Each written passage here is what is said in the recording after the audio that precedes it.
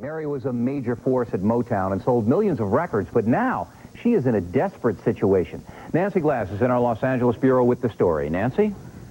Mary Wells was a singer who seemed to be walking a charmed path with her Motown hits My Guy and Two Lovers.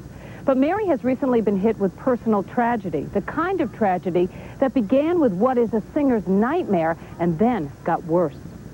In 1963, a teenager named Mary Wells brought the music world to its dancing feet with her soulful singing. You know you took my heart and you broke it apart.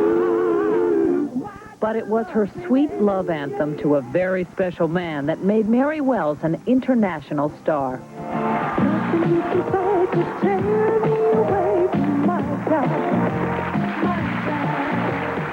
With My Guy, Mary presented a young Berry Gordy with his very first million-selling record and started a worldwide love affair with a fledgling label called Motown. She even paved the way for supergroups like the Temptations. We were like 16 and 15 years old. We used to be with a lady by the name of Johnny Mae Matthews, and she had all of us at the time. And Mary and me used to go together. So it's that kind of long-time relationship.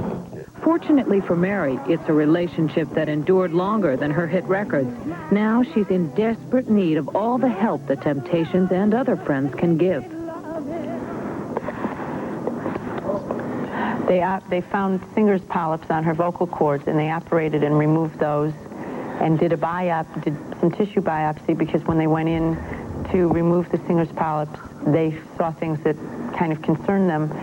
And she was through with that, and then shortly thereafter, her windpipes collapsed, and she went into full respiratory distress. Until that fateful moment, Mary had been surviving financially, singing her classics in clubs and occasionally on television. But the throat operation and the cancer the doctors discovered silenced the star. With no income and without medical insurance, Mary quickly went broke. Mary may have made good money in the past, but she says she surrounded herself with the wrong advisors. Hearing of her desperate plight, stars from Bruce Springsteen to Bonnie Raitt and the Temptations quickly rallied to her support. The stars sent cash to pay Mary's immediate living and medical expenses. At this point in time, the young lady needs help, and that's the only thing we geared our minds toward. Yeah, how's the old adage? A friend in need is a friend indeed. There's much, much more needed to help Mary than just the medical expenses. It's also a home. And, this could damage her for life, so therefore she has no livelihood.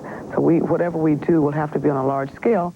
Mary's contacted Berry Gordy, who promised his help with benefit concerts involving Motown and other stars.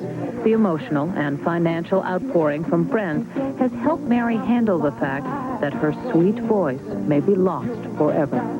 You can be thankful that I did it, and I had a good career, and I made a path for other artists, and I'm still young, so I don't have to say anymore, and I can go on to something else. The only sadness that she feels is that I would like to get up and sing in the shower and know I still sound good.